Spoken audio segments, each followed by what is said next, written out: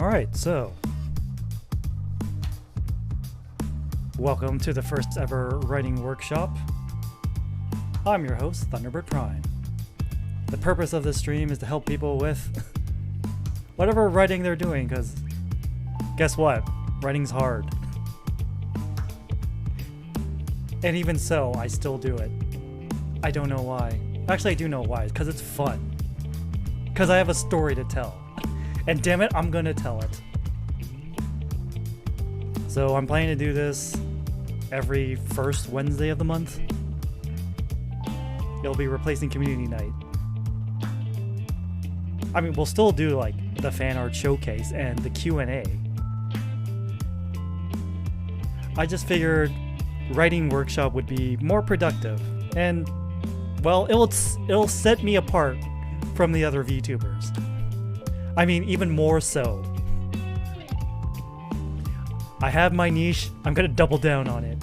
Hell, I'll even triple down, even though there's no such thing as triple down. It's only double down. I'm digressing. Anyways, fan art time. This one's by good friend of the channel, Koi Nano. They recently did a doodle stream, and I just redeems like, as you can see, it's like, draw me as a girl. I don't know. I mistyped. I forgot the as, but then I corrected myself. You know, I don't look too bad, all things considered. And with the glasses, the sunglasses. Hey there, Frozen. Welcome to the stream. Oh, it's the same thing. Yeah, okay. Speaking of drawings by Nano, this is the typical interaction between me and them. Shows up to Nano stream, redeems ahoy, redeems throw something, refuses to elaborate, lurks.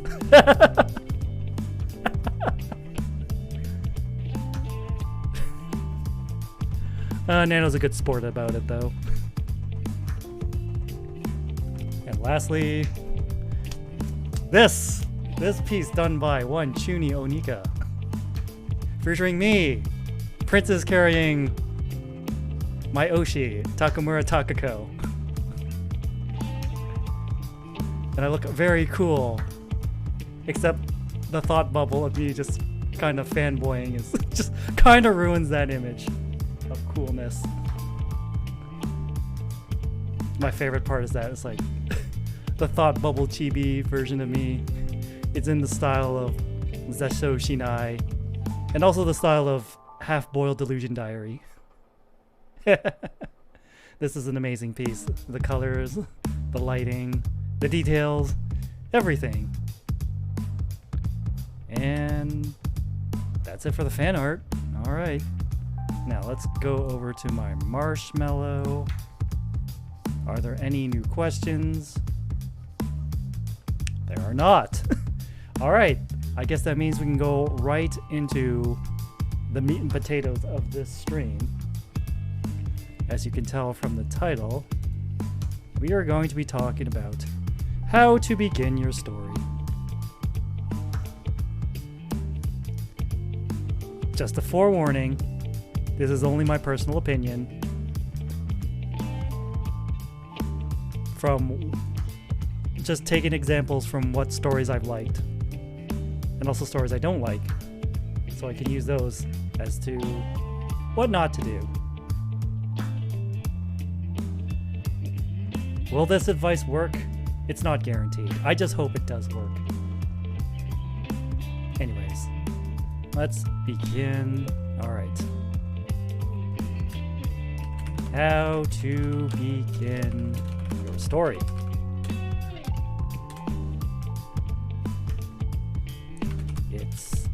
It's no exaggeration to say that the beginning of your story is the most important part.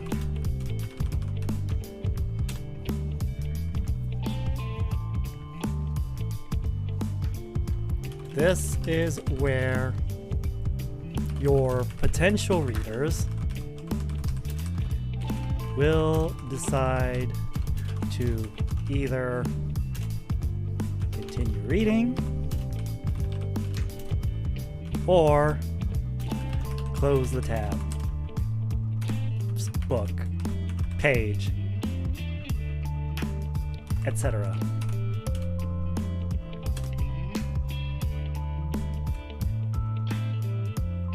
Hey there, Shrine. Yo! Welcome to the stream. You're just in time for the start of the lesson. I say lesson as if I'm some sort of certified expert on the subject of writing, but as it turns out, I'm not.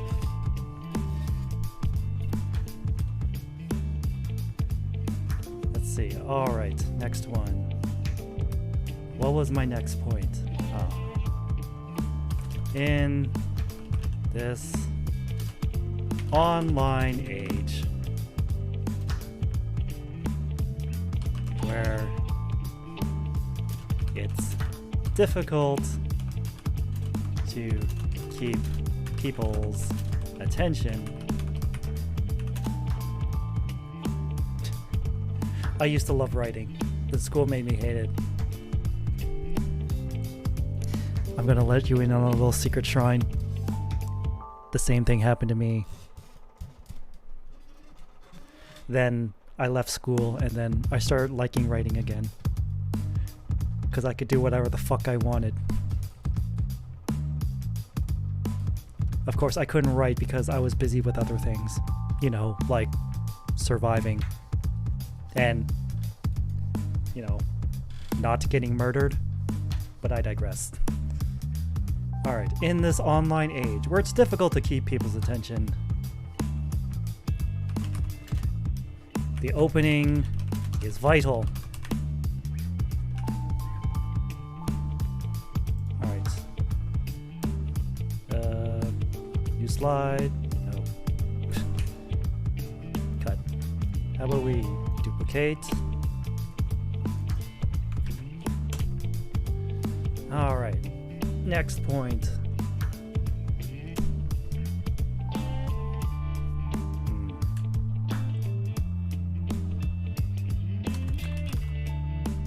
General. Alright. My advice. There we go. My advice.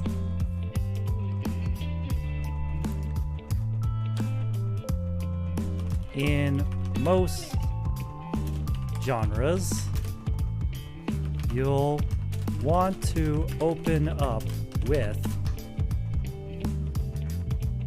a scene where things are happening. What do I mean by this? Thunderbird, what do you mean by this? Could you please elaborate? Yes, chat, I will elaborate.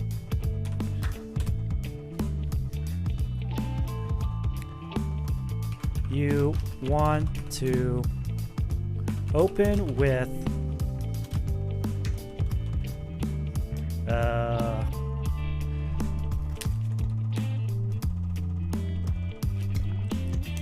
this is what the internet has done to me. I too get easily distracted. You want to open with something already happening in the scene. Some sort of conflict, incident. I spelled that right? I don't know. Some sort of conflict, incident, etc. Something to make readers immediately ask, immediately go, wow, what's going on here? I want to find out. If you can do that, you're in good shape.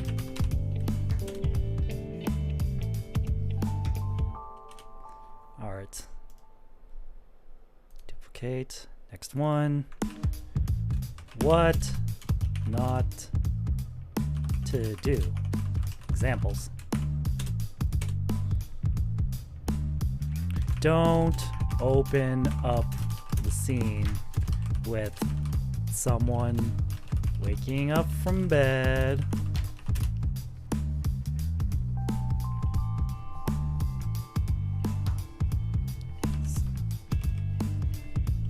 Don't open up the scene with someone waking up from bed.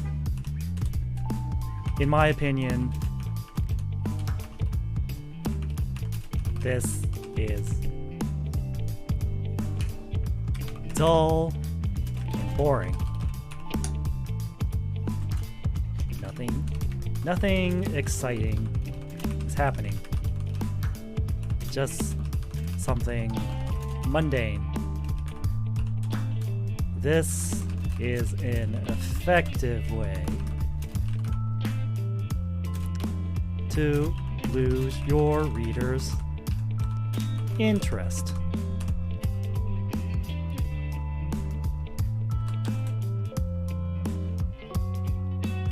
Avoid this at all costs. I've lost track of all the books I picked up. I turn to page 1. It opens with someone like waking up, getting out of bed. I'm like, nope, not for me. Put it back on the shelf. Leave. And the same thing will happen to you.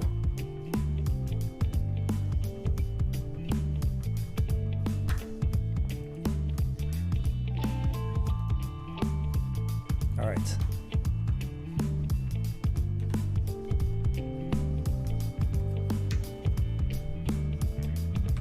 What not to do.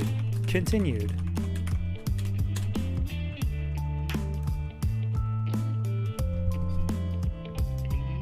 If you guys have questions, or if I'm going too fast, speak up.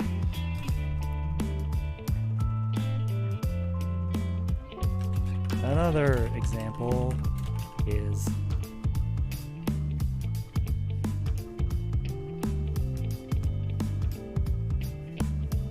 so opening up in a police interrogation room is a good start. It can be. Especially if you open up with like the interrogator's line of something like, what? Or like that, and you'll people with that. It's something that catches the reader's attention. Wait, my mic cut out? Shit. Oh wait, am I back yet? Okay. So, what I said is, so opening up in a police interrogation room is a good start. Yes, it is. Especially if you open up with like the police interrogators slamming the desk going like, why'd you murder all those people, or something like that. Or even go into a little more details like, why'd you murder all those people using method XYZ? And then your reader like, whoa, this guy's a murderer? And he killed all those people this way? Wow. And that's how you hook your reader's attention. Alright, continuing on. Another example is going into full detail about the scenery. Oh, there we go. In most cases, nobody really cares too much about the scenery. Only... Why do I keep saying scenery? Oh, I overed my mic by yelling. Alright. Got it. I will avoid yelling in the future. In most cases, nobody really cares too much about the scenery. Only choice things.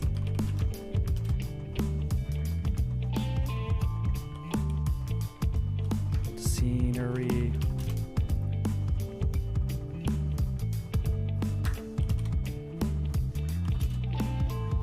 At least not in that much detail. Just the basics, like day or night, general location,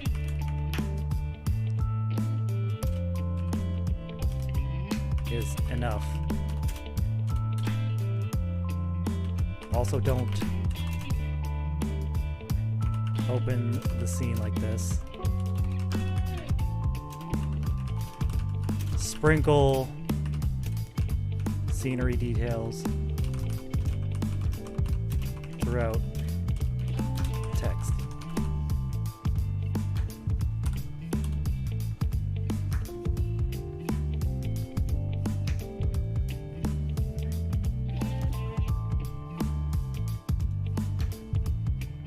Next one. Don't do that. Let's see. Exceptions.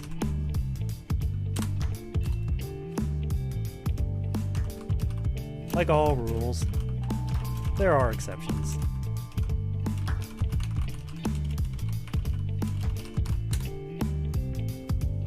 It depends on the genre you're writing.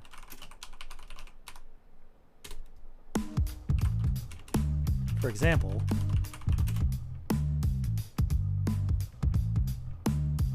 opening up with someone waking up can be used in, let's say, a mystery setting.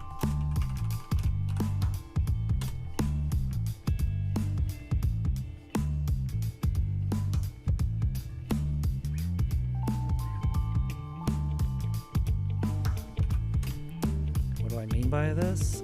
Let's see here. For example, having the main character waking up in a room that is flooding.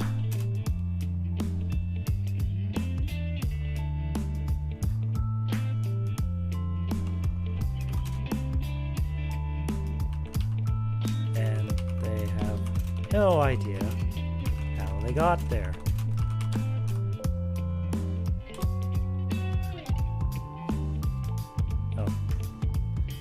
Not they, and the reader has no idea how they got there. They're too busy trying to escape with their lives to answer that question for the reader.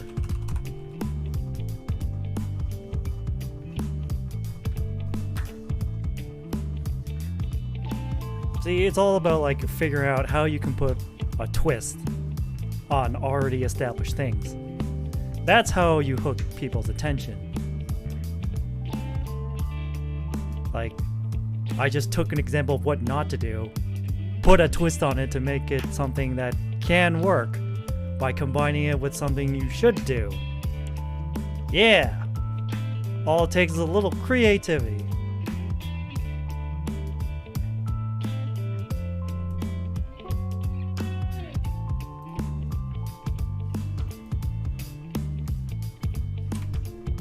Alright, next one.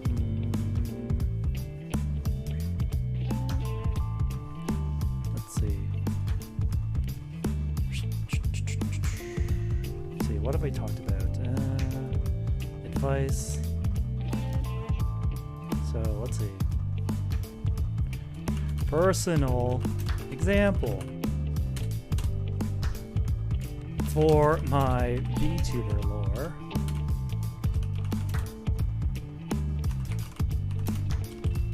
I don't need to capitalize that.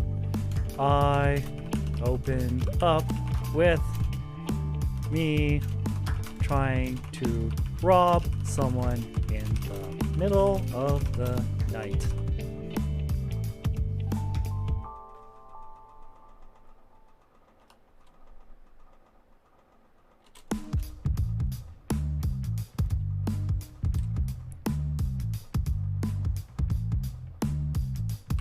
Why did I choose this spot in the story to start? Because it drops the reader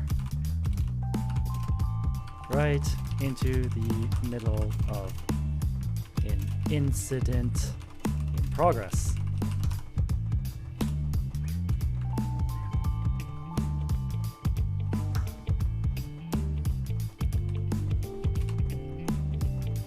It also opens with the line of hand over the briefcase and nobody has to die tonight.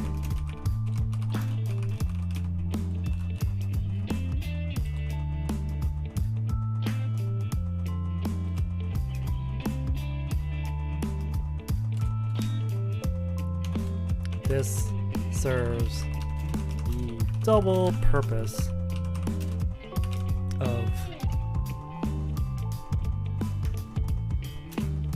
presenting the reader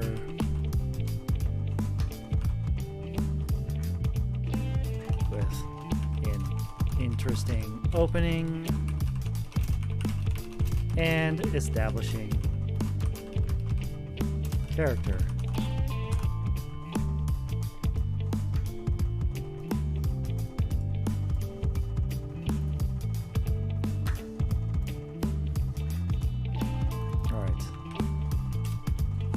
Let's break this down.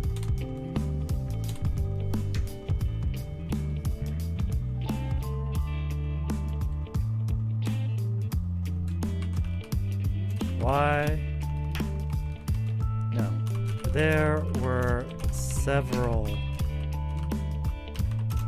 possible opening scenes I could have chosen.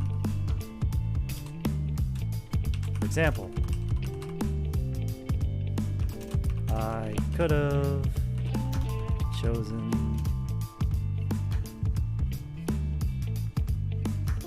an earlier scene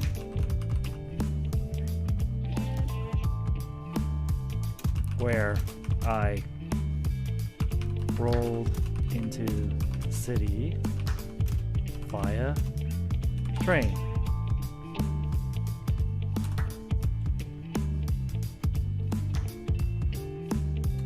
I didn't because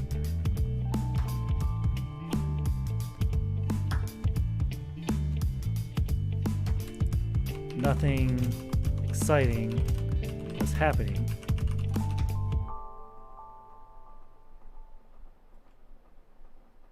And the readers would have gotten bored.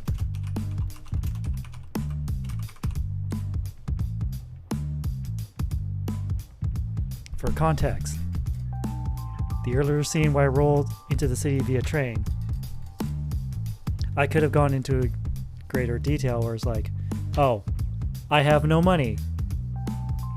I'm exhausted. I'm starving. If I don't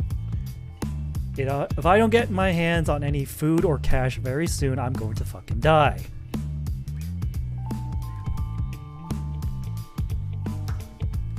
But I chose not to use that scene because nothing really exciting happens from the moment I leave to the train to all the way up to me trying to rob the old man. It's just me wandering through the city, constantly thinking to myself, oh my fucking god, I'm starving, I'm broke, if I don't get money or food soon, I'm gonna die. And nobody probably wants to read that, so I skipped to when I tried to rob the old man.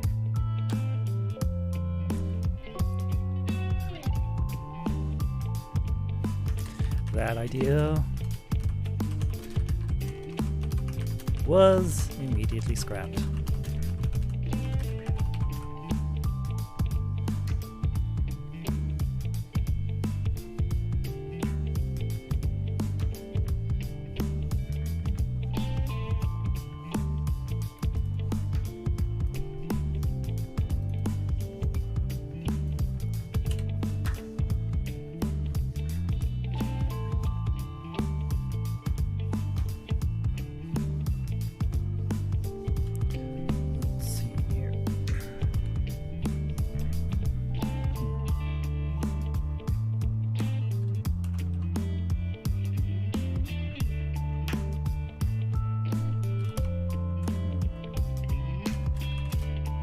Opening mugging scene.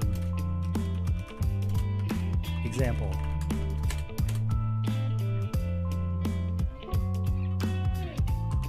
Why did I choose this moment to start the story? Because something interesting is happening right away.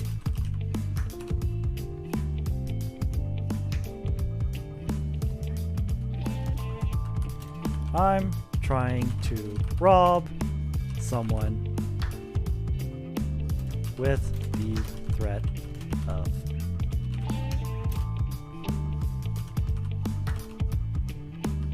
murder.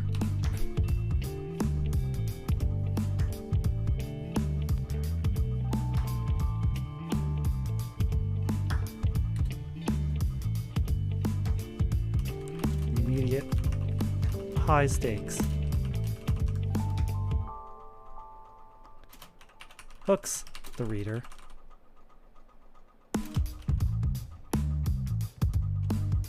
And gets them invested.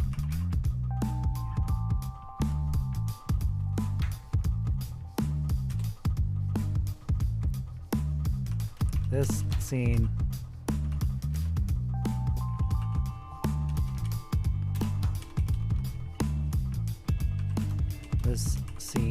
also helps to establish character.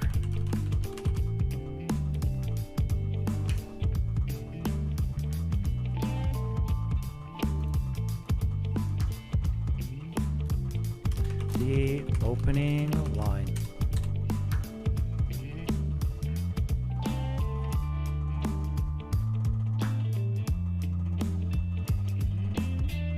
Opening line or action. There we go.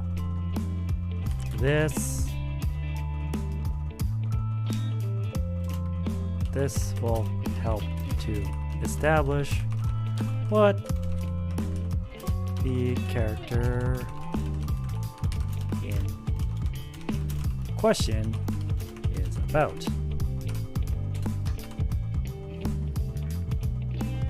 For example, me.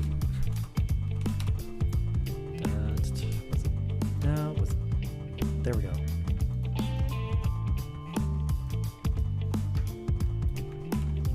Just copy that. Hand over the briefcase and nobody has to die tonight.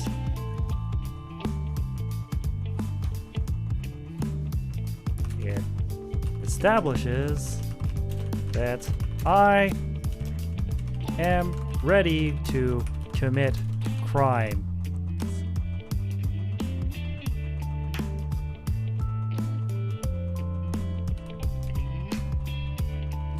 It also establishes that I am hesitant to take another's life.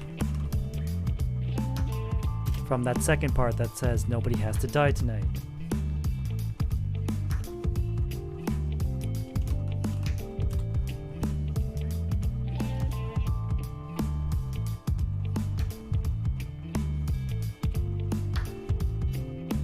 From this one line, many readers can infer that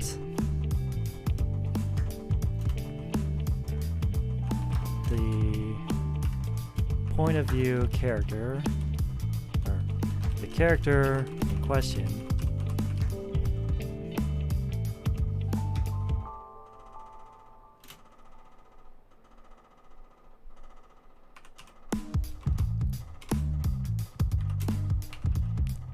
let's see, from this one line, many characters can infer that the character in question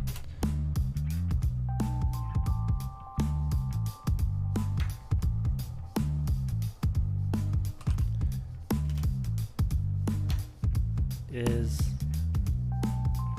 willing to get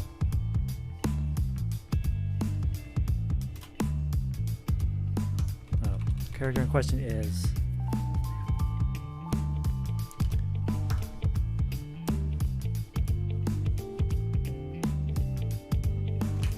fighting to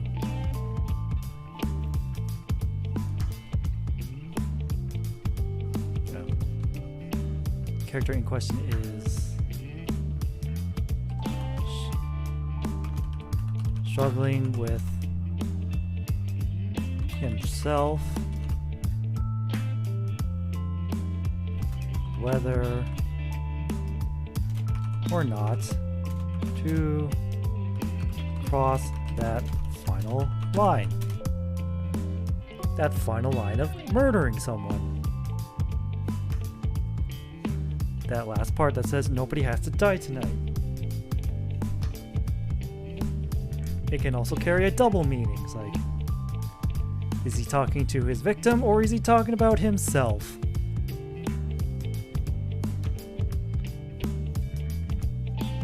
Alright. Actually, we can just there.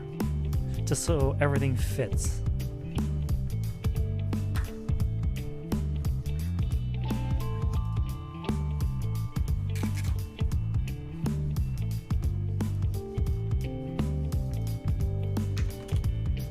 Alright, what else can we talk about?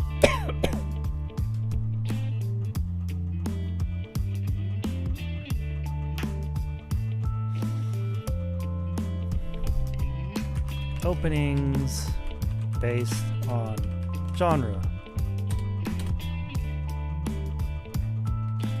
Like I mentioned before,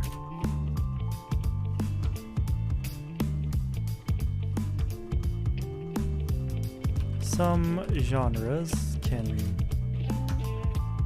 have their own unique openers to hook the readers. But in general,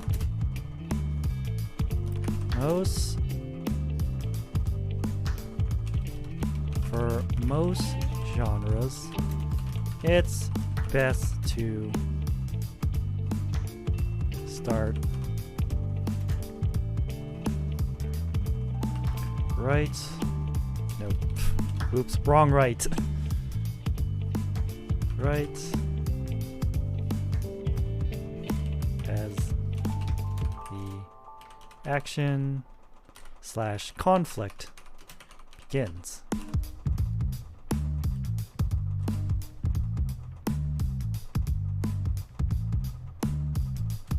Action and conflict are not always the same thing,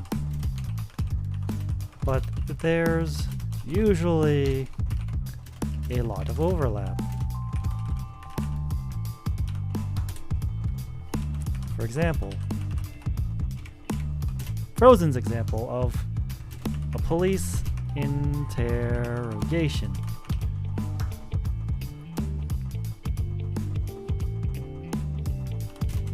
There is no physical action, but there is conflict.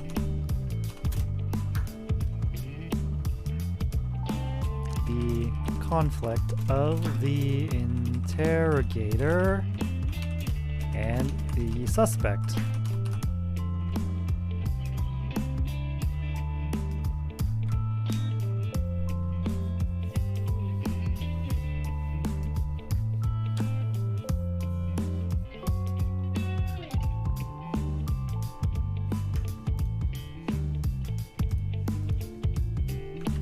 trying to think of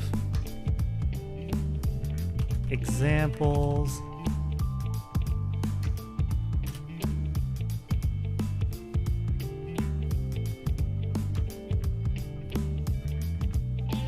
Examples of openings that got me hooked. Alright. Since I'm watching Futo Tante, Kamen Rider Double / Futo Tante.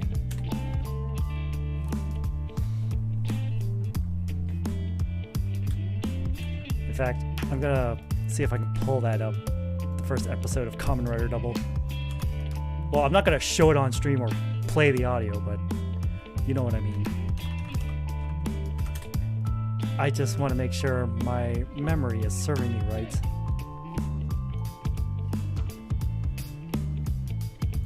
Because if I'm wrong, I know chat's gonna call me out on it. Alright. Here we go. Just watching this.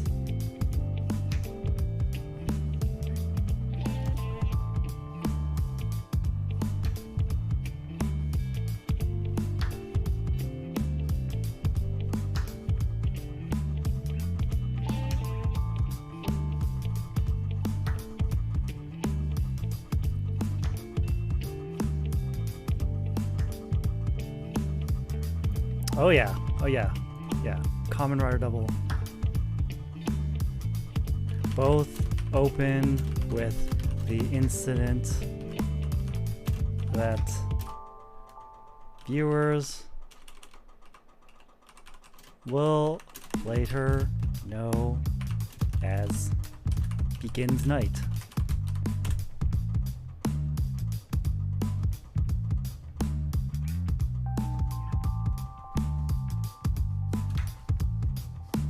It opens with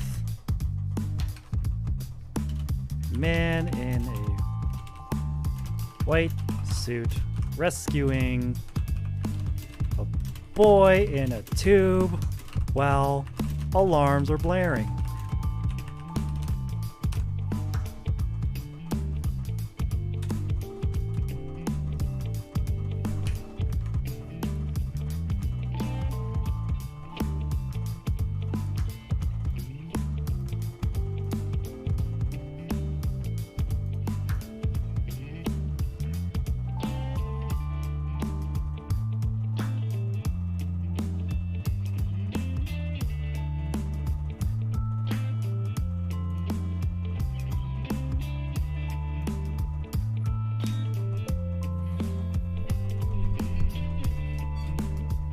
Alright, just had to watch more of that scene to jog my memory. Opens with a man in a white suit rescuing a boy in a tube while alarms are blaring.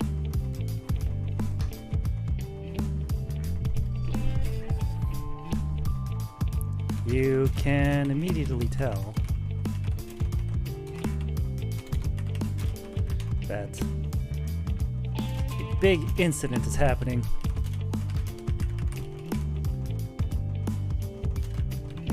That conflict is imminent. It also raises questions like, who is this boy in the tube?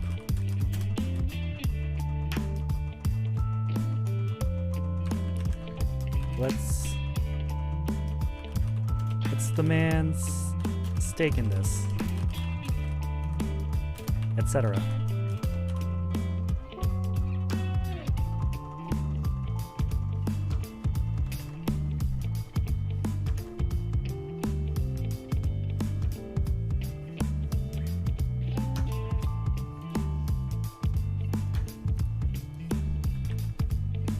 That is a good example of what I mean by saying start where the action is either about to happen or is already happening.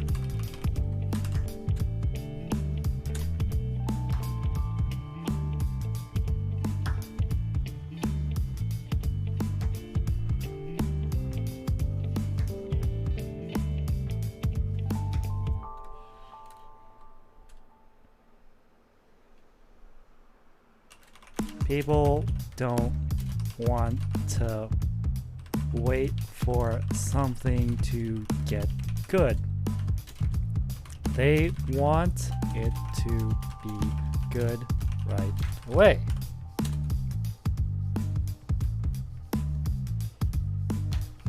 Respect your readers' time.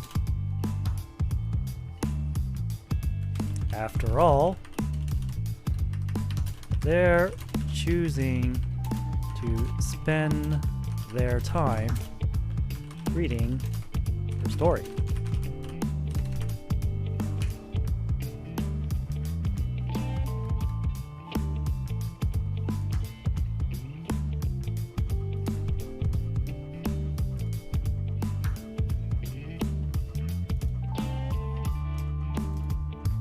Remember, if you got any questions or if I'm going too fast, speak up.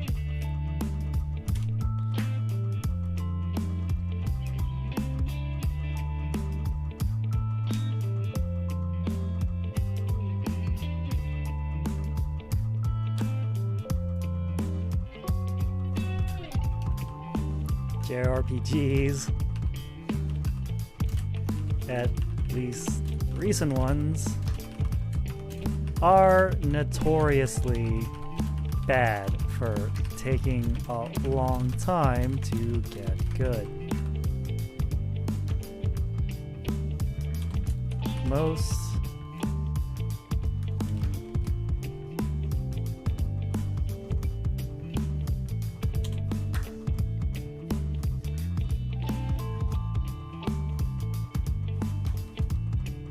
Persona 4, while I loved it,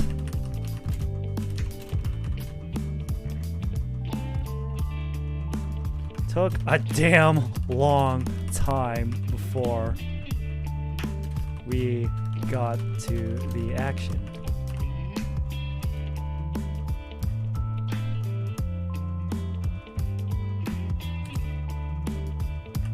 Persona 5 was better about this.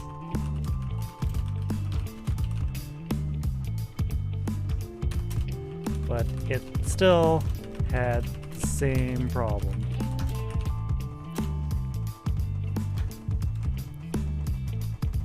After the initial action.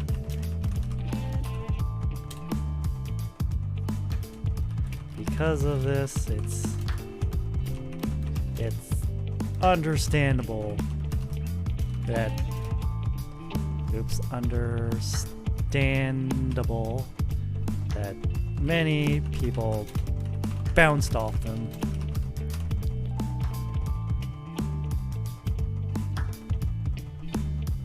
I feel like I'm going off on a tangent, but it does tie into the theme of getting your reader's attention right away. Getting them into the heat of things right away. Otherwise, they're gonna bounce off your story if you take too long to get to the good parts.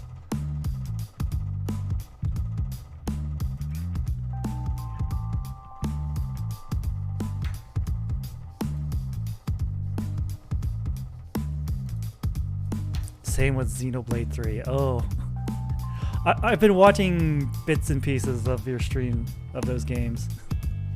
Yeah, from what I've seen from the opening, it does take a while to get started. Which is why I use the example of JRPGs. What else can I talk about how to begin your story? Let's see. Other things to avoid. Info dumping.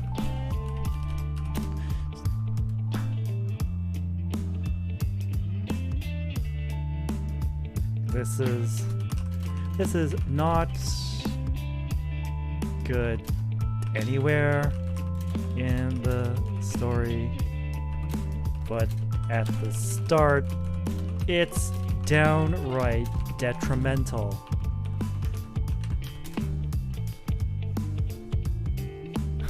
I'm on chapter 4 and it's still not clicking. Oh no! Oh shit!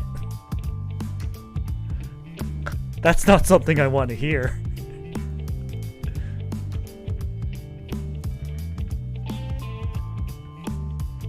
Whether you're talking about Xenoblade 3 or something else entirely, it's like,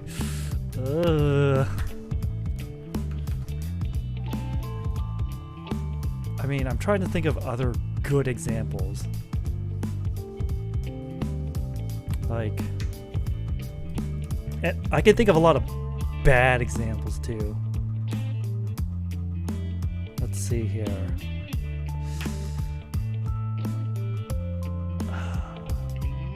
Okay, this hurts me to say, but the opening of Symphogear Season 1, if I remember correctly,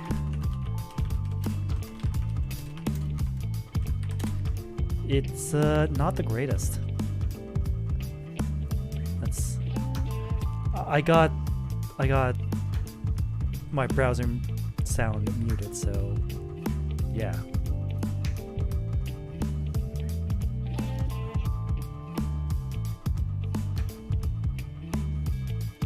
I mean, okay, let's break this scene down. Symphogear Episode 1. Alright, it opens with a lone girl standing out in the rain with a bouquet of flowers next to a ruined, like, city wall with, like, dilapidated houses behind her. And she doesn't have an umbrella either, so she's getting soaked. Like, this, I would put this in good, kind of bad, because, like, you see, like, the collapsed wall, dilapidated houses, you're like, what the fuck happened here? And you see the bouquet of flowers, you're like, okay, who died? Because you put those two things together, you can kind of figure out what's going on, but this is also kind of bad because, like, nothing really exciting is happening. This is just a girl standing out in the rain.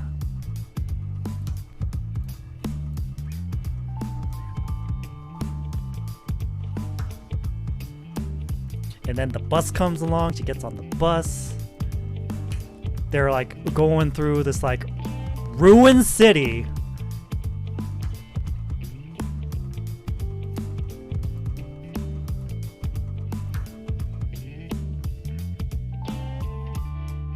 That we hear from Miku, which is the girl in question.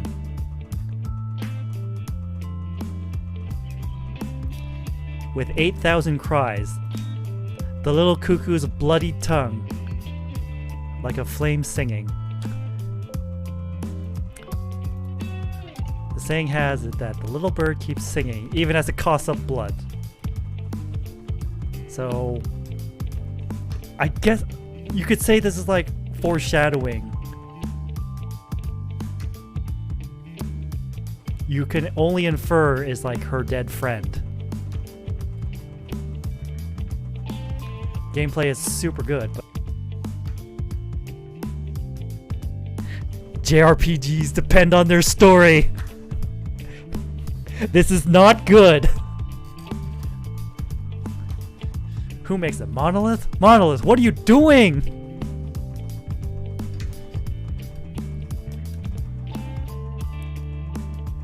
Alright, so I'm trying to break down. I should probably write this down afterwards. Alright, so info dummy. This is not good anywhere in the story, but at the start it's downright detrimental. This will bore the hell out of your readers if you do this right off the bat. It'll guarantee that your readers will close the book tab, app, etc.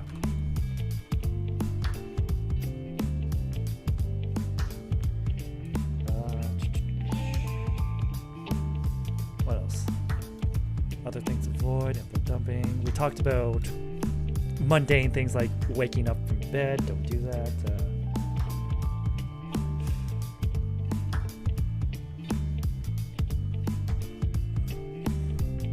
See, the thing, that's the challenge of like the written word as a medium.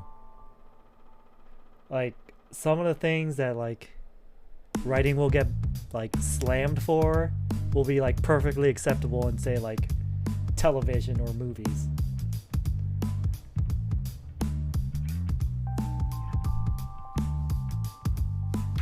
But yeah. Info dumping, other things to avoid. Let's see.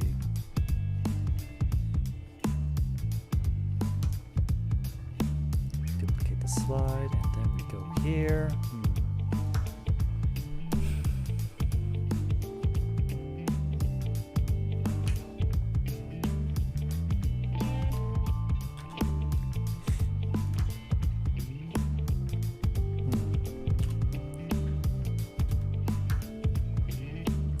Opening with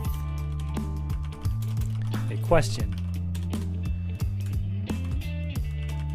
This usually takes form of one character asking another question.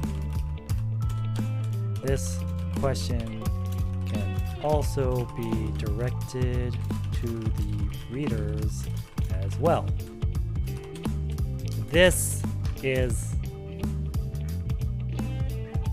extremely tricky to get right.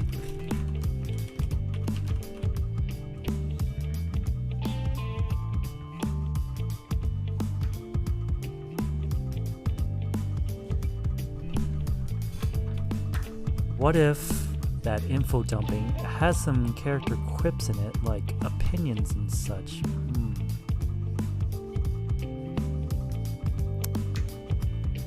That also is a very fine line to tread. Because, like you said, if it has character quips in it, like opinions and such, it also can serve to establish character.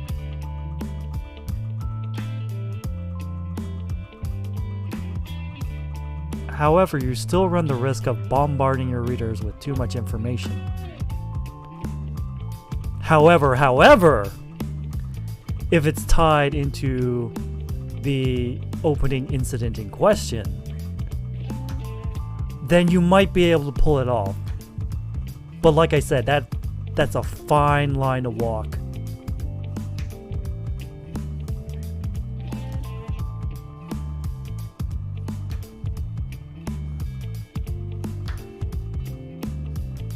Like, for example, I'm just pulling an example out of my ass. I'm just literally making this up right now. It's like trying to use the stipulations you put forth of info dumping with some character quips in it, like opinions and such. Like, let's say there's a big kaiju fight happening in the city. And it opens up with the fight, and you cut to mission control, where like the higher ups and the bridge bunnies are working, and then they're like, for a lack of a better term, they're info dumping on like the progress of the fight that's happening, and like going into all this technical jargon,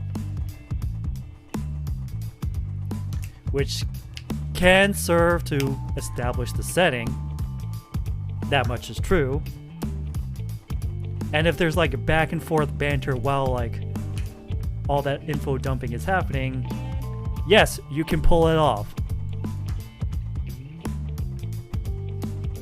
However, like I said, fine line.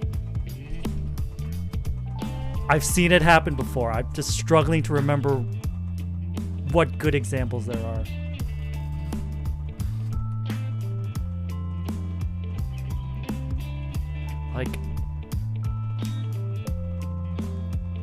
Like, did Evangelion episode 1 do that?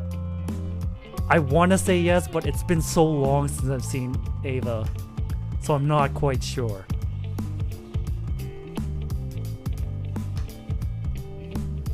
Or maybe that happened later in the episode, because I think it was like the military dudes at the start.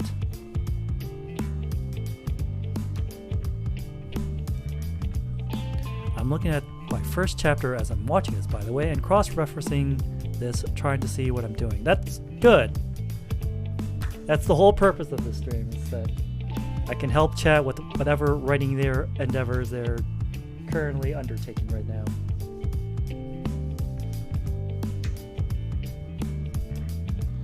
Hey there, Odin. Welcome to the stream.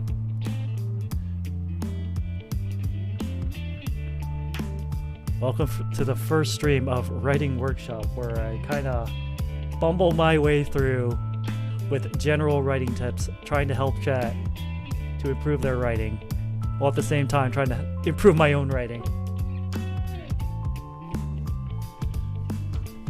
Opening with a question. This usually takes form of one character asking another a question. This question can also be directed to the readers as well. This is extremely tricky to get right.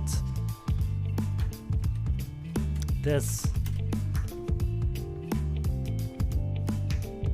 works better in mystery genres.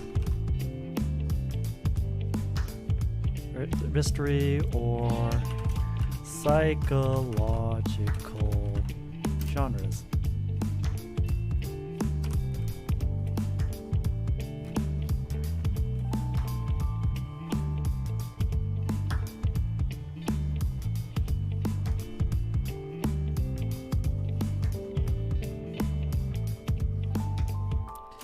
Other genres can utilize as well, but it's more difficult. I'm trying to think of an example here where this happened. I don't know if it was, there is like the thing of the arc question from TV tropes. Yes. Oh, arc words.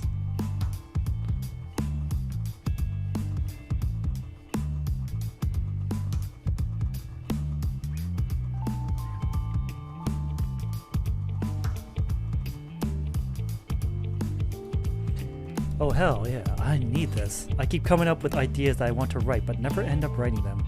Or if I do, I write like a chapter, then leave it. Wow, this stream, hopefully this stream is perfect for you then. I will try to offer what mangled advice I can give. This is why I try to type it out instead of just purely speaking it, because, you know, despite me being a VTuber, I'm a much better writer than I am a speaker. Let's see. Back to the...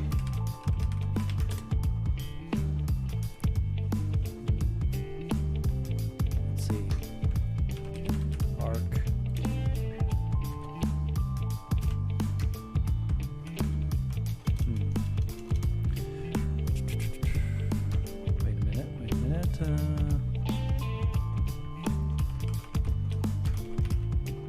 No, but I can't find the example. Shit. Okay.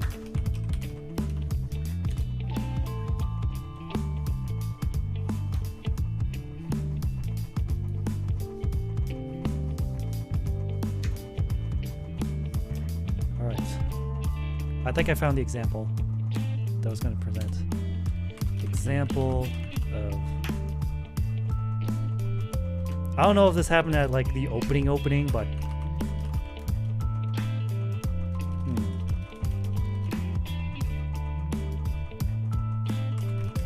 example of an opening question that gets repeated. throughout the story. Probably go back here. Here as well. This question also needs to be repeated over and over.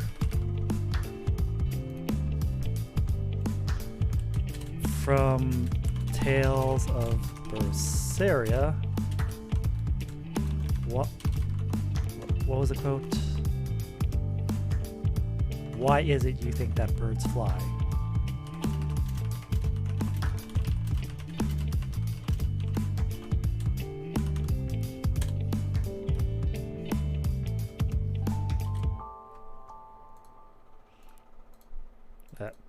There we go.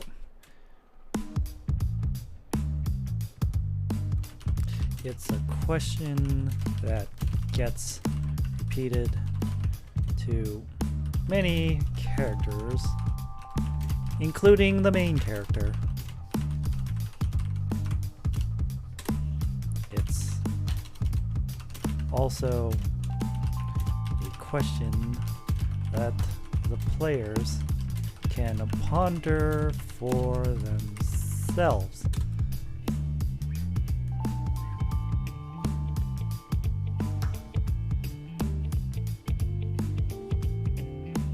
The reason I got interested in Tales of Berseria because someone told me like the main character is like very morally gray, and the entire party for that matter is full of morally gray characters. No one's like purely good or purely evil, or if they are pure good, pure evil, they become more nuanced and more shades of gray later, which, hey, good character development.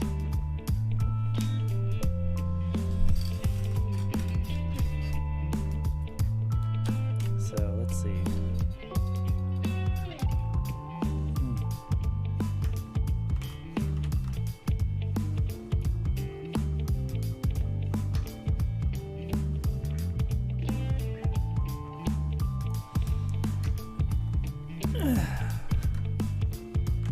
All right.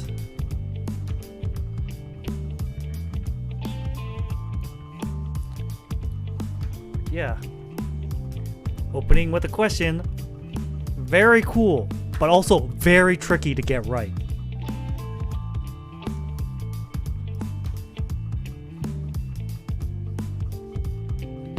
Oh god, I'm trying to think of what else, what other pointers can I give for how to open a story.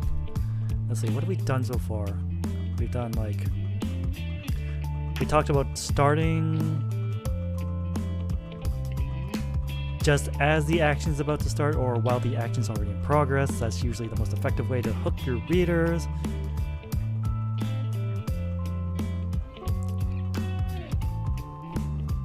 Avoid opening up with your main character doing mundane things like waking up from bed or eating breakfast. It's like, nobody wants to read that. We do that every day.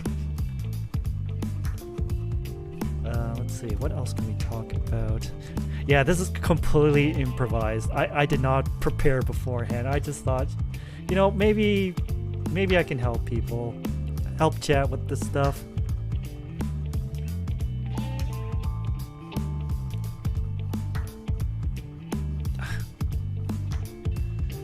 Also, let's see. Oh, try to avoid info dumping. You can make it work. It's just very tricky to make it work. Let's see. Maybe I just go through this. Yep. Open up where things are happening. Don't open up stuff like that. He woke up, went to the fridge, pulled out his full cream milk and cereal, pulled them into the bowl, and begun his day. The perfect beginning. Yeah, and the perfect ending too, as I closed the book and put it back on the shelf. Let's see, yep.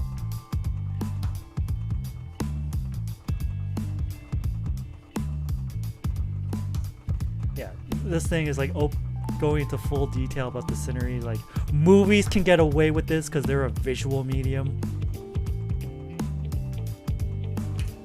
However, when you're writing, every word, every page counts.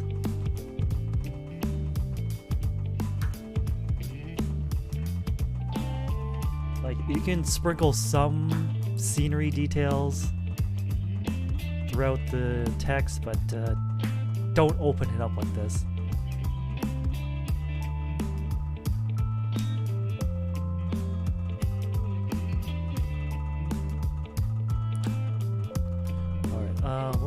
I'm trying to think of like a hyper specific example of like what we're talking about. Let's see. What was the book called? I think it was called Airframe Book? Yeah, Airframe. Yes, Airframe. I read this back in like elementary school.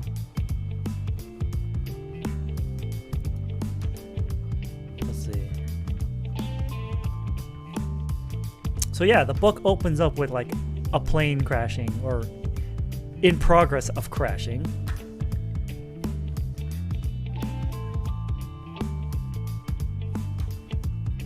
And the entire plot of the book is like figure out why the plane crashed, because it's like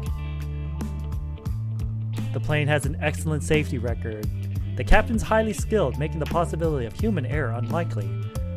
So the entire mystery is like, why did the plane crash then?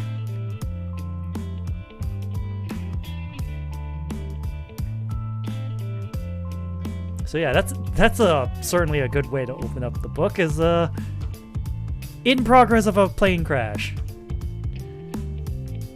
Needless to say, Past Me was hooked. Then again, Past Me was a child, so, and Past Me also did not have constant access to the internet.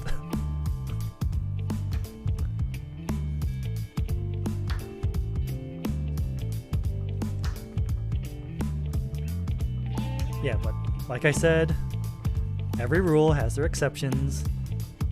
If you put the right twist on like the thing you're doing, you can make it work, even though people suggest you don't do that.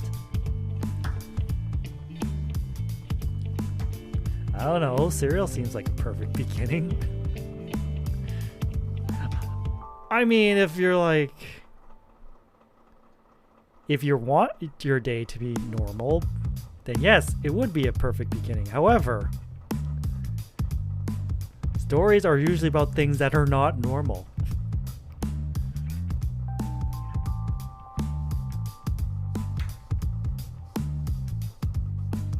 What about if someone were writing a fight sequence? That's certainly a good way to get your readers hooked. Just throw them right into the action. Usually by having like one of the fighters like get punched through a wall. That's certainly a page turner, I would say.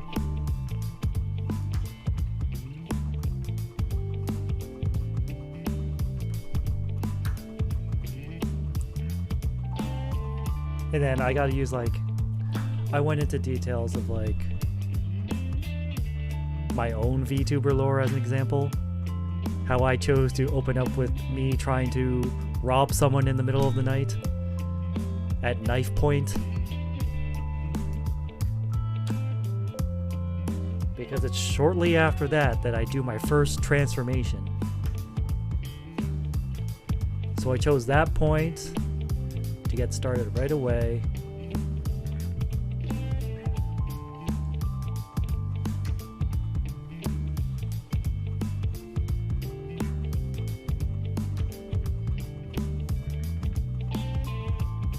Definitely need help with that, especially with my next. Oh, definitely, Frozen. If you need help, you can always DM me. I mean, I know I'm typically busy, well, with my full-time job and like my streams and working on my own personal projects during the weekend. If you DM me asking me to look over your stuff, I will do my damnedest to make time to sit down and read this. It might take a while for me to do it, but I will do it.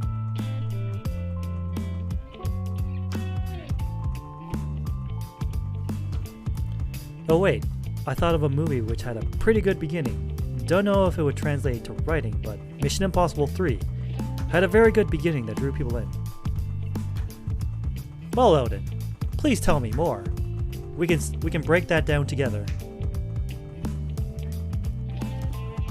And it's important that you mention that it's the opening to a movie because, like I said before, writing and movies and all media, for that matter, they all have their strengths and weaknesses.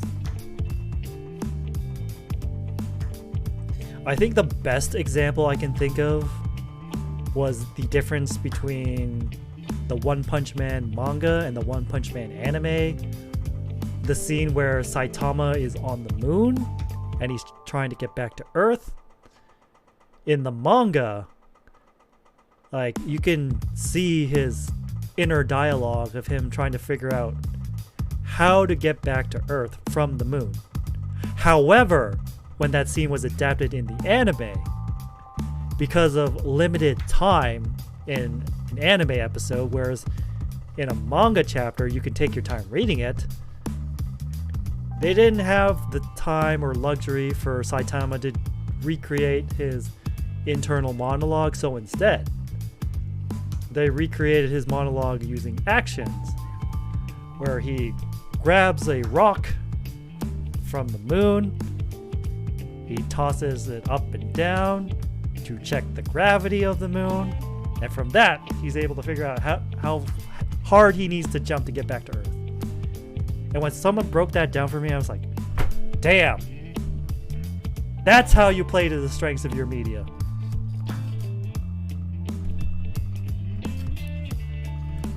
Alright, so Mission Impossible 3 starts off with Tom Cruise getting tortured. That certainly catches people's attention, because if this is the third movie, I'm pretty sure it's established that Tom Cruise's character is like a certified badass or something. I don't know, I've only played the Mission Impossible video game for the N64. Oh boy, that was a trip.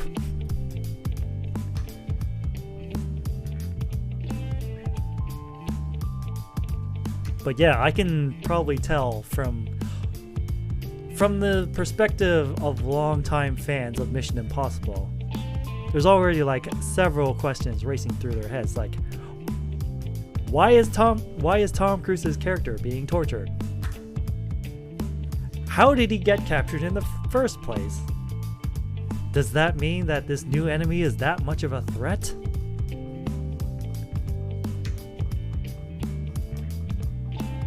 Of course, one could argue that since it's the third installment, it has the advantage of already established characters and such.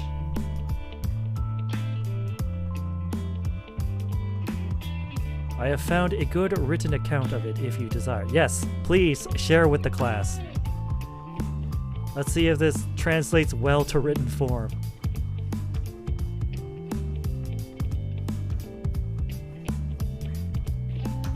Because I'm trying to think, like, you definitely can make an opening torture scene,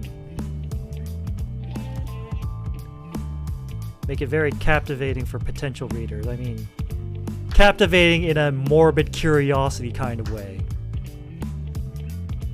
Not like genuinely interested kind of way. It's like, let's not kid ourselves here. We're here for the spectacle. The spectacle, the shock factor, I mean. Loath am I to admit it, but sometimes you do need to resort to shock factor to grab people's attention. I mean, look at YouTube clickbait thumbnails. Alright, let's see here. The movie opens with Ethan Hunt waking up strapped into a chair by Owen Davian and staring at his newlywed, bound and gagged wife. The stakes are simple. Hunt has to deliver something called the Rabbit's Foot, or Davian will kill his wife after he counts to 10. Hunt tries his best to dissuade his captor, especially since he believes he already delivered the rabbit's foot. But he's apparently wrong. Hoffman counts to 10, the gun fires. Well then! Let's try to break this down. Alright, so we open up with our main character strapped to a chair.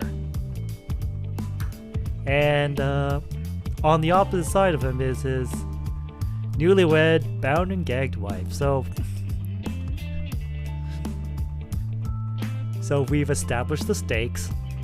Your wife's life is in danger. Like, even before you go into details of the stakes, you can see, oh, someone is in danger of dying. Alright, so the rules are simple. The antagonist wants this thing, and if he doesn't get the thing, the antagonist will kill the main character's wife. But wait a minute, main character said he already gave the antagonist the thing. And I guess that's the pull. It's like, wait a minute, these two contradictory point of views. Which one's the right one? I guess that's the mystery, isn't it? And then credit rolls and the movie shows how we got there and afterwards.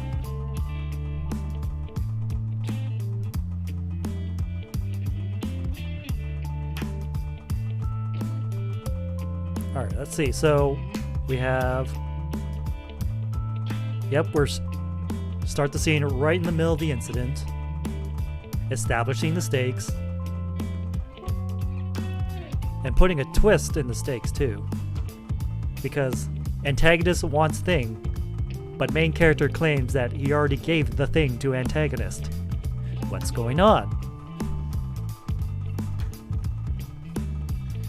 And that plays to the strength of the genre being like, what is it, like mystery thriller with spies and stuff. That's the impression I got from playing the N64 game. It's about like these spies and doing these super dangerous missions. There's lots of lies and deceit and subterfuge.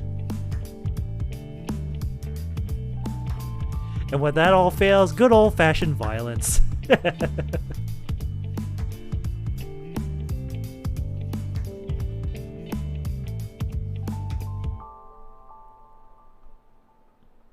So yeah, adapting that to writing, I would say probably open with the demand for delivering the rabbit's foot, or he kills his wife. To the count of 10. So it's like opening scene and time is already running out. Gotta say, that's pretty good.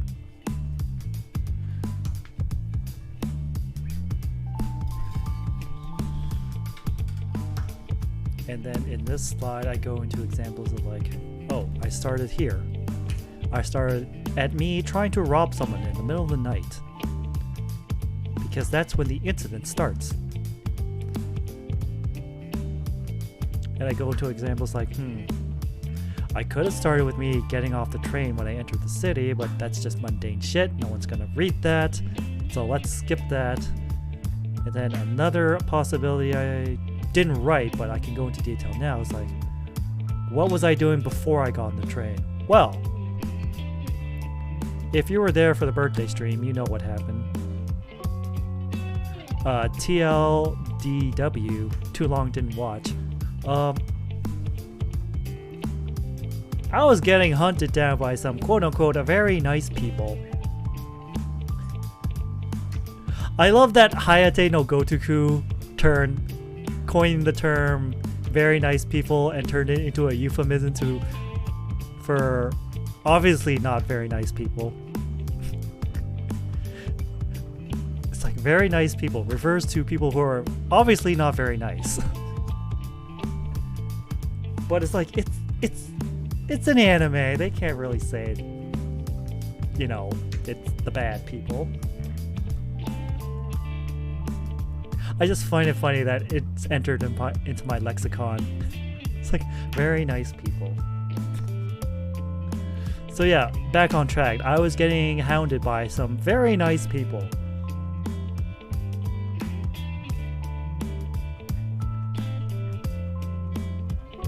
Who were very angry that I was still alive.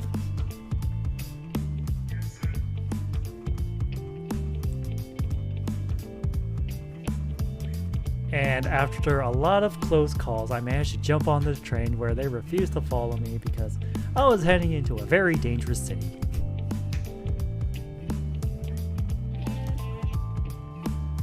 But since I was debuting as like a masked hero, this was still too far away from when I became.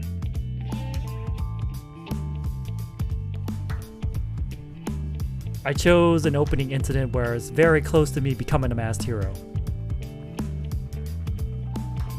Oh, hi Stray! Welcome to the stream. Welcome to the first ever where I haphazardly go through some writing advice I've gathered over through personal experience, in hopes that it helps chat with their own writing endeavors. We're currently reiterating my slides of like, let's use my VTuber lore as a personal example of how to open up a story. And now I'm talking through my train of thought of why I chose this spot in the story to start with. The main reason is this is the night where I became a masked hero.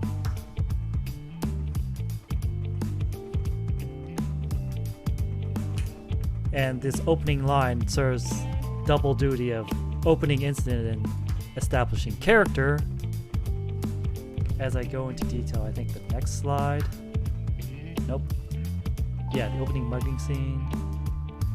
Yep, I chose this because something's happening right away. I'm trying to rob someone with the threat of murder at knife point. It sounds very cool. I want to make a little webtoon for my lore. Well, hopefully this stream series will help you in this endeavor, Stray Opportunity.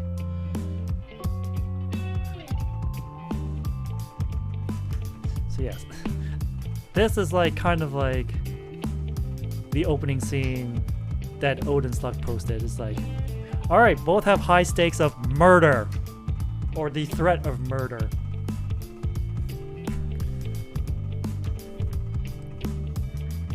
So yeah, the immediate high stakes of potential murder hooks the reader and gets them invested. And the opening quote is like, yeah, the opening quote, it establishes that I am ready to commit crimes, but also establishes that I am hesitant to take another's life because of the second part that says nobody has to die tonight.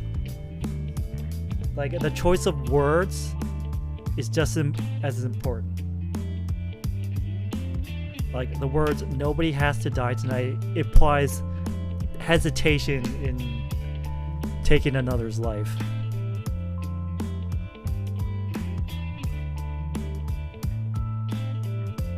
It's that line I don't want to cross, but my back's to the wall and I'm forced to cross it. Thankfully, that doesn't come to pass.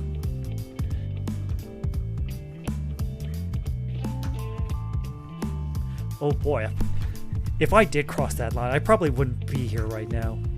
Just saying.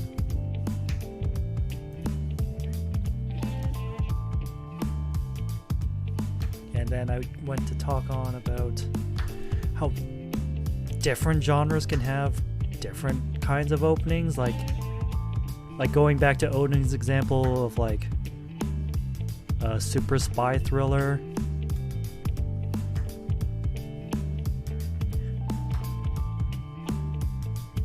Like, you can have someone waking up if they're waking up from getting drugged or tortured, and you wake them up in the torture room, then yeah, that can work.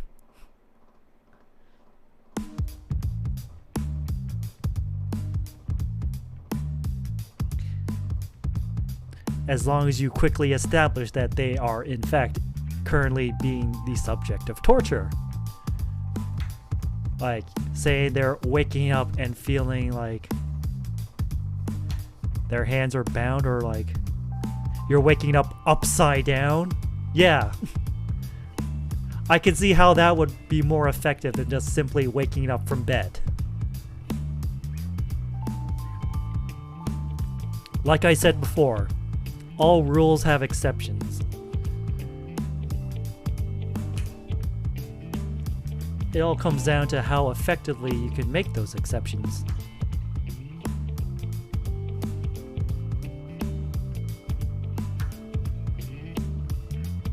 Which brings me to another good writing pointer I heard back in the day, is like, well, this applies to any artistic endeavors. Like, you need to know the rules and you need to master the rules before you know how to break the rules.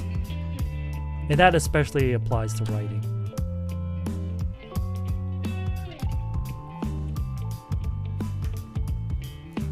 And here, as I went, Frozen provide an example of like opening up with a police interrogation. That can work, because this is tangentially related. The opening of Yakuza Kiwami.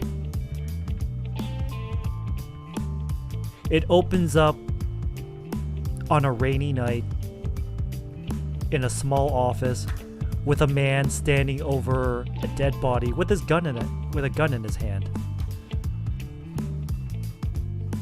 So immediately there's the incident. Murder. Why is murder such a strong topic tonight? I don't know. Either the threat of murder or murder already happened.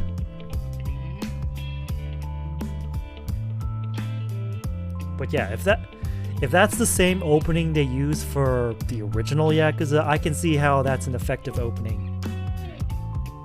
Because start off with murder, and then player immediately starts asking questions in their heads like, what happened? What led to this murder? Who is this dead guy on the floor? Who is this alive guy standing over him? And why is the murder guy not running away and fleeing the scene? Why is he just standing there as the police break in and points their guns at him to arrest him? And then the game continues to, like, the last couple of hours before the incident. And then you learn why that happened. Spoiler for, like, let's see, when did it come out? Like 2005? So like, spoilers for like a 17-year-old game. Murder Dude was not actually Murder Dude. He's covering for someone else.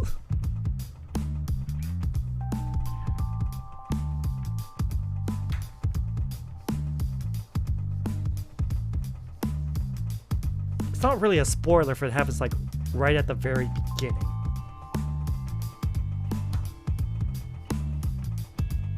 But yeah, I'm trying to think of other effective openings, like especially in video games, since everyone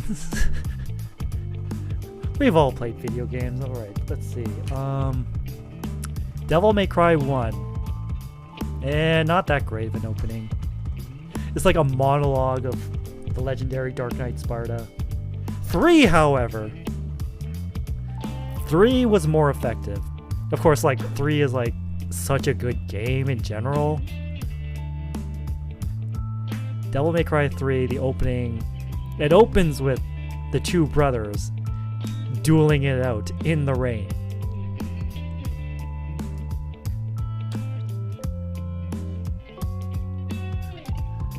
They're fighting while Lady is going over. It's like, oh, have you ever heard the legend of the Dark Knight Sparta?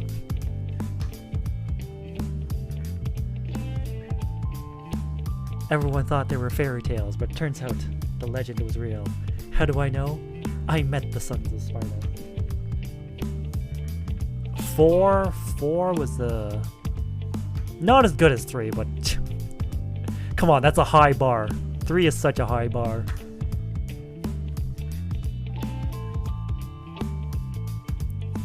Let's see, what was the opening for 4? The opening for 4 was like Nero running through the streets, fighting off demons, trying to get to church because Kyrie was doing like this big singing performance and he didn't want to be late. So you've already established like there's action scene, but also like the stakes. He doesn't want to be late for this very important event. Alright, I was just like looking over at my other games. Let's see, Symphogear. Like we were just talking about Symphogear Season 1. It's like Symphogear Season 1 opening was like a mixed bag. Like I can probably... Let's see. Example of a mixed bag opening, in my opinion. Symphogear Season 1, Episode 1 opens with Miku standing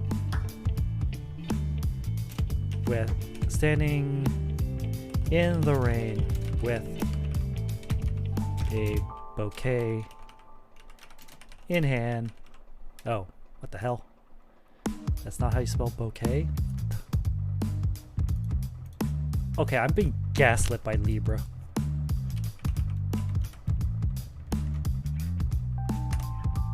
Maybe I wasn't getting gaslit by Libra. I keep forgetting U always after Q. It just didn't seem right. It just didn't click with me until now. Alright, so opens with Miku standing in the rain with a bouquet in hand.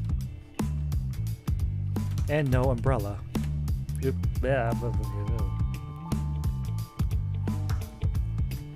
No umbrella.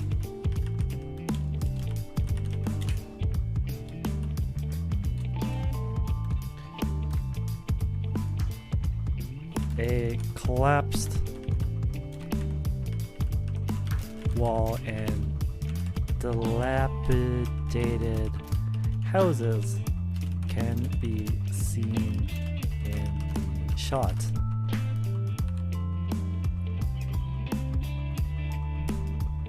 Let's see.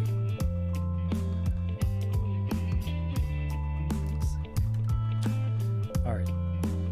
So, duplicate this. The good.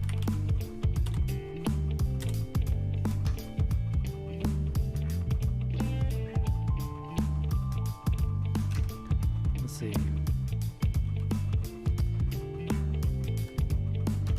The scenery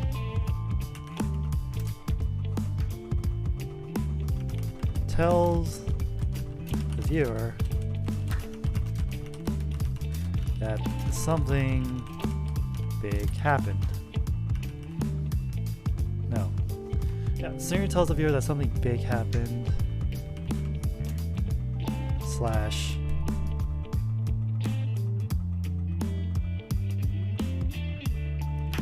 Big happened. Okay.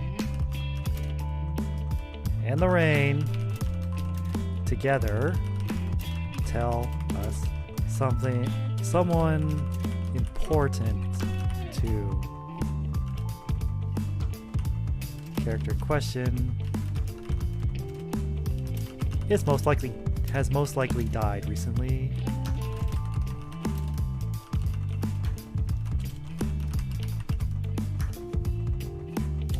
Could it be related to why everything looks so collapsed and damaged?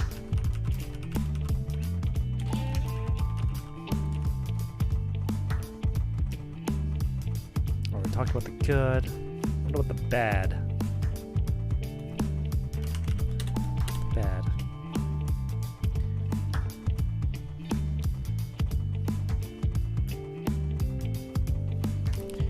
Nothing exciting is happening.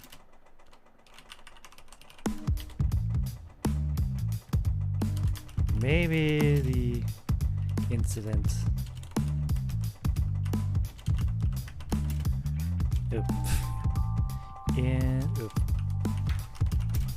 has already happened. We're not sure.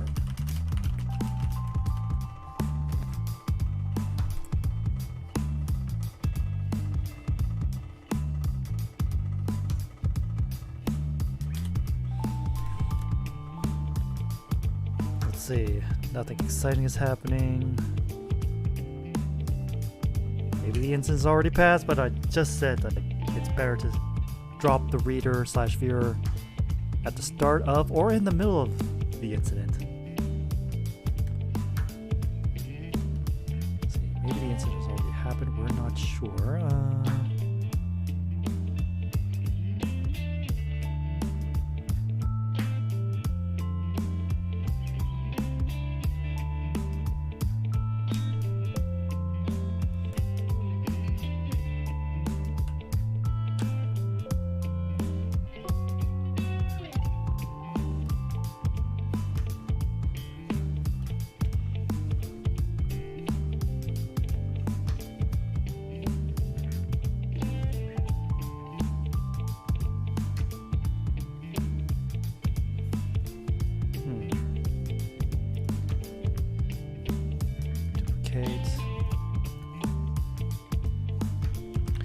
Details.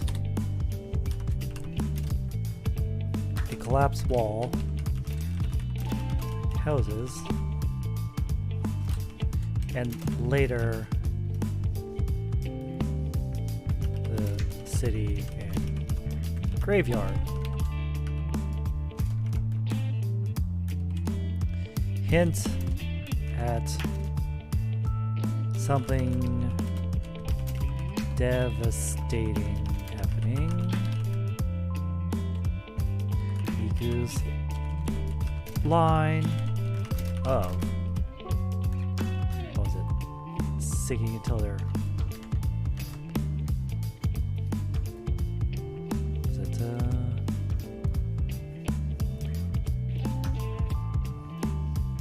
I'm rewatching the scene. I have it open in a tab. It's like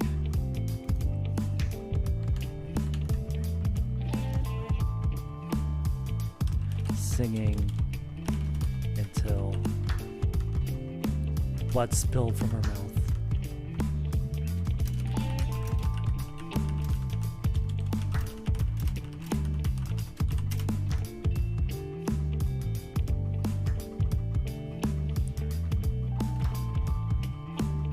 Paints a violently vivid picture of what might have happened to her friend. I mean, that line certainly paints a vivid picture in my head. Like, we haven't even seen any action yet, and we can already infer that the death of her friend was not a peaceful one.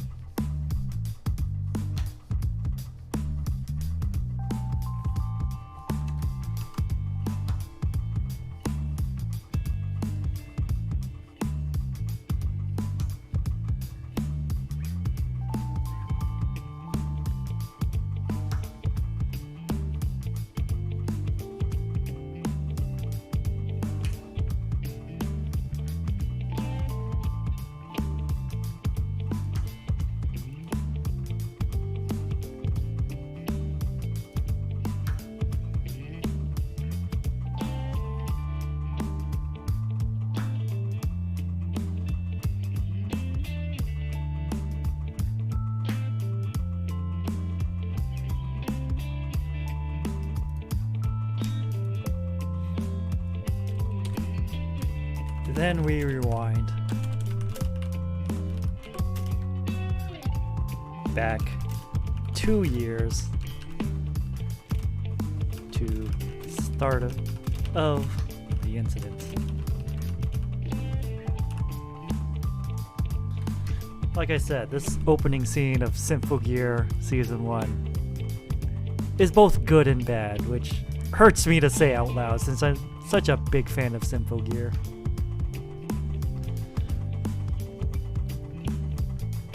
Of course, remember, this is the opening for an anime, so it's using its visual elements to the best of its ability, and that's why it scores some points in the good category. However,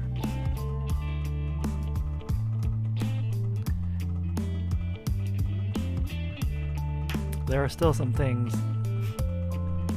that I can see that people would bounce off of. Especially if, like, this is like years later after the fact. It's like people are always recommending you to watch Symphogear, and you go back to episode 1, it's like, really? This is what people are hyping up?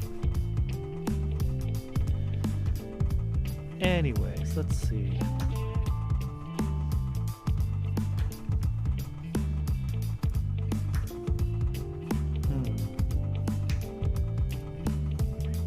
Trying to think of what else I can talk about how to open your story.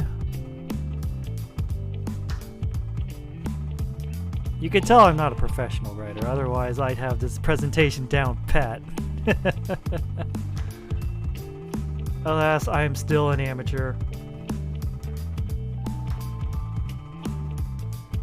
But if I quit now, I'll forever always be an amateur. Hope you're gaming, gamer. Oh, writing. Hope you're writing. Thanks, JJ. We are indeed writing. In fact, we're kind of doing like a pseudo lecture / general writing tips on how to like open up your story.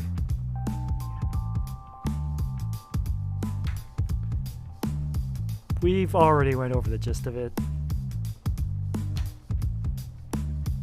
The general advice is to open up your story right as the action / conflict is about to begin, or right in the middle of it.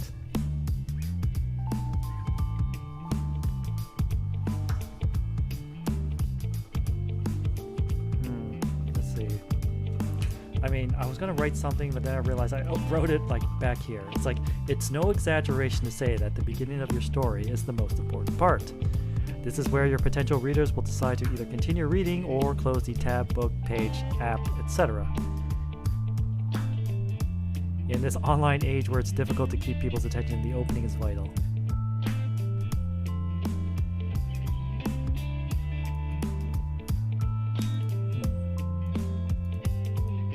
Yeah. Go, let's see.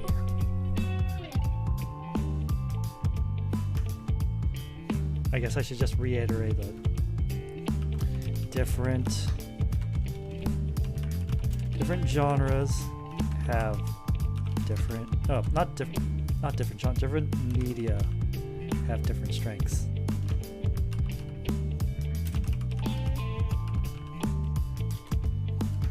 What works for film / television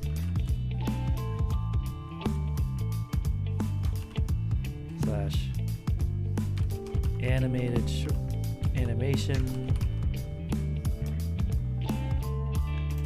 might not work for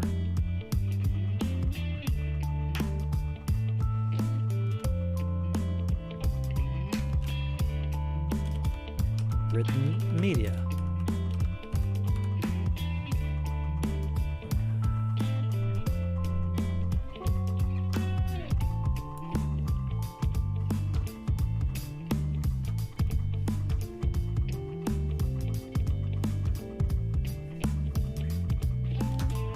For example,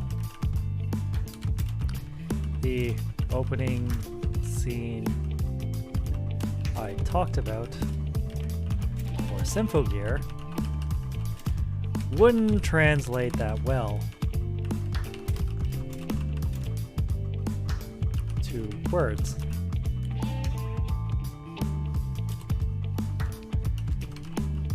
That's because that had the advantages. That's because it used visuals and sound to enhance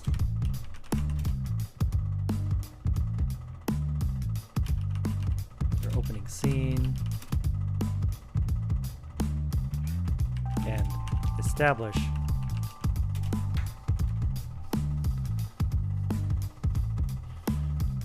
the mood.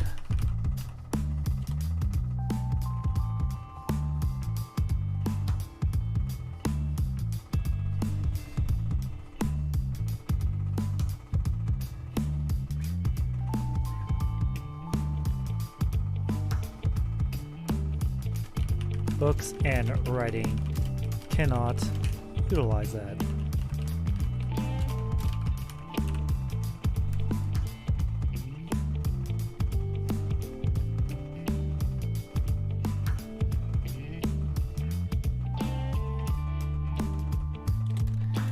It's important to recognize the strengths of the media you're using.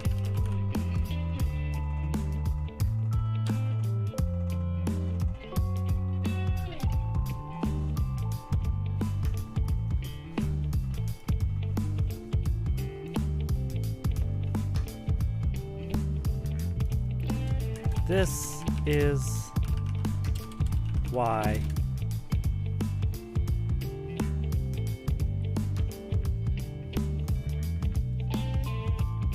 I decided to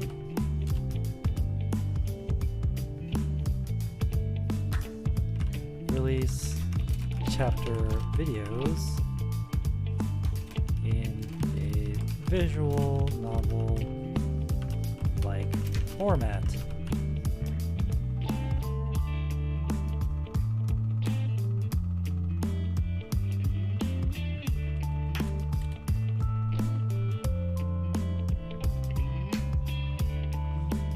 This way I can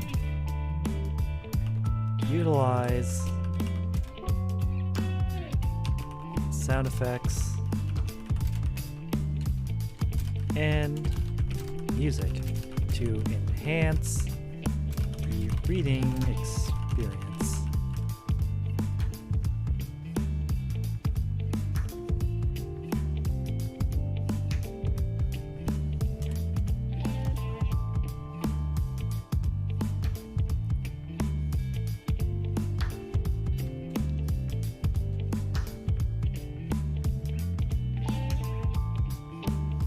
However, this also has its drawbacks, like time and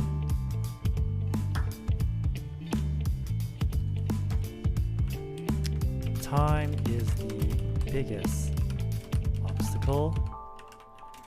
These take a long time to put together and edit. In addition, the source material, aka the writing, still needs to be good.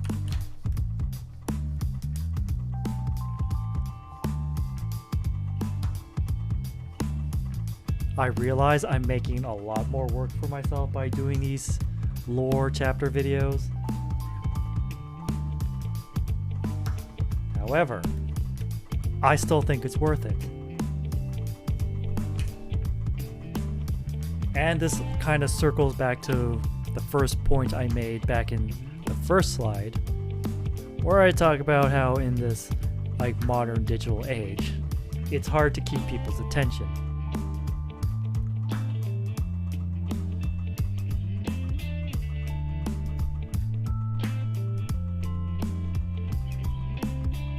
That's why I kind of went with this more like visual approach to storytelling.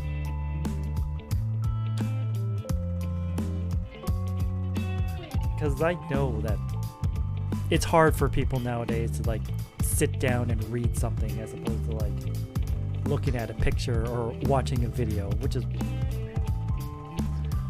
why I started to do these chapter videos, because like I realize that. I know I'm fighting an uphill battle here. That's why I needed to adapt.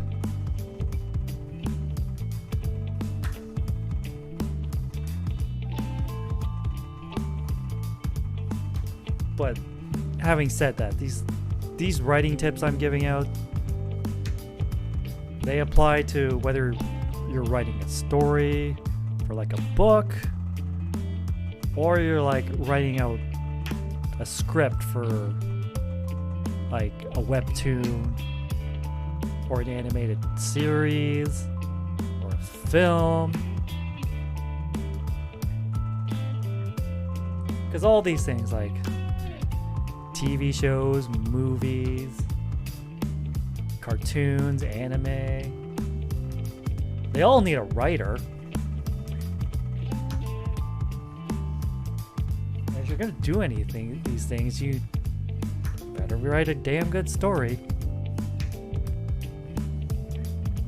Anyways, I think we'll call it here for tonight. Hopefully I have given you some good writing advice. This was kind of like improvised, but I'm pulling ideas from like personal experience, from stories I've enjoyed, thinking back to what worked, what didn't, and through my own personal experience and general writing advice I've heard from other people, I hope that I've all taught you something today. And hopefully I'll do this again next month.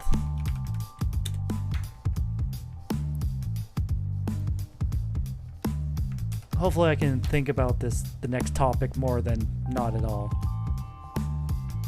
Now let's see who we can raid. Let's see. I mean, let's see. Who's on? Una's on.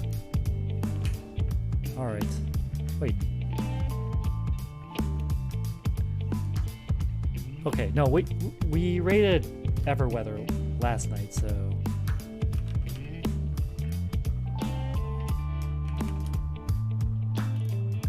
we can raid Una tonight. So let's start the raid, and remember to stay prime.